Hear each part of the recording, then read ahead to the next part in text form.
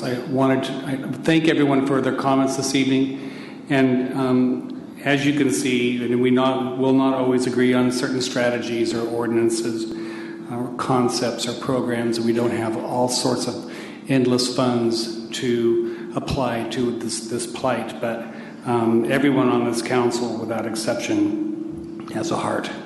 And may I have your votes? We have a couple extra comments. I mean, I know it's going to be a long. Oh yeah, absolutely. if you don't mind, but I do want to thank everybody for those who spoke on the topic and those who sat and listened to this topic.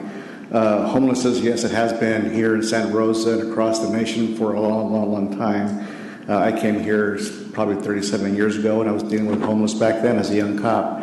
But I think the face of homelessness has changed. And I think the approaches to homelessness have changed as well.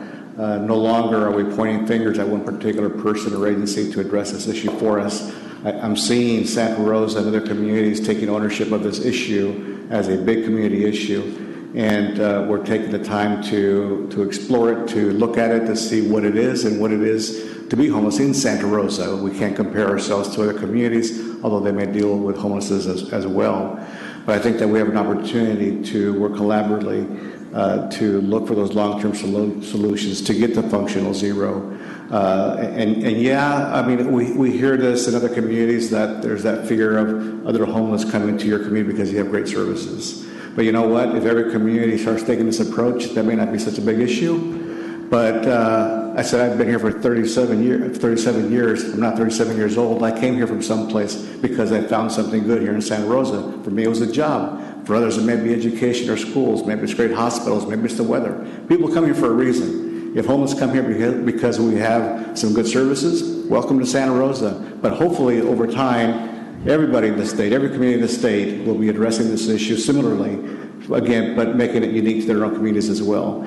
But I don't really think there is much to fear. Doing nothing is really something we need to fear. But this is a community issue, and I applaud everybody coming to speak to this. And I think if we continue to work at it, we can get to that point where we get into more of a prevention mode and not such a crisis. Thank you. Well said.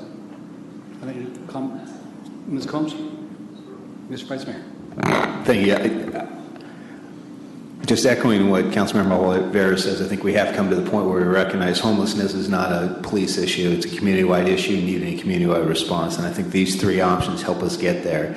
And having dealt with a lot of issues now since I've dove into this homeless issue, that sometimes when I hear people say, if you build it, they will come, if you make it too comfortable. But if people are here experiencing that, my response is, so what? Are we going to start basing our delivery of services on the amount of time someone's been there? So, I mean, it is what it is. Like I say, Ernesto mentioned we all came from somewhere, and I think these three steps here will help us get where we want to go, and that's functional zero. Thank you. Ms. Combs. Thank you, Mayor. I want to thank staff, and I want to thank council. We've had a community that came forward tonight that often says they are voiceless, and they spoke to us tonight. And I think as a whole council, we've listened, and I think we have been listening. And I hope they will go back and say you aren't voiceless, that you have a voice, and that there is a full council here listening, not just one of us, not just a couple of us, a remarkable subcommittee maybe, but not only that, but a full council here that's listening.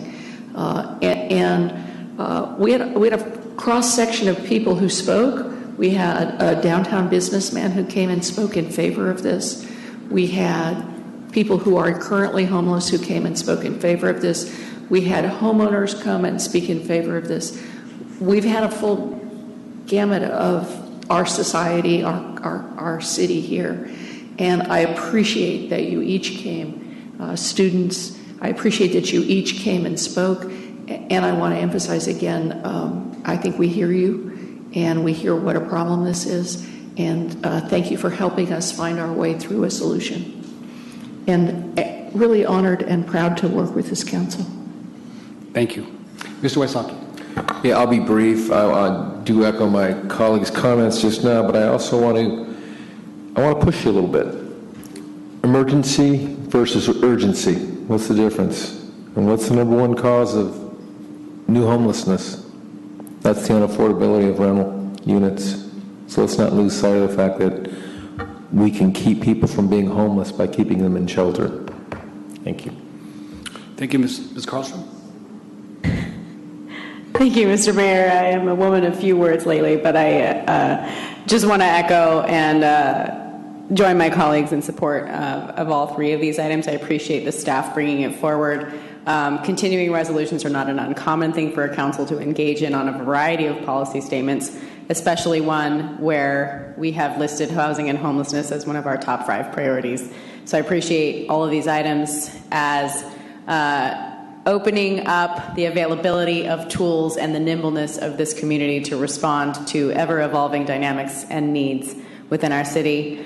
Thank you to staff for bringing it forward, and I'm happy to join in supporting Mr. Oliveris' motion. Thank you. Any other comments, Council? Your votes, please.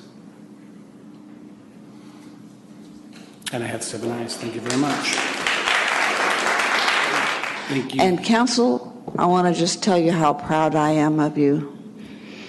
This evening's discussions, as some previous ones have been, I have not heard anything of their like in all my many years attending council meetings, so thank you.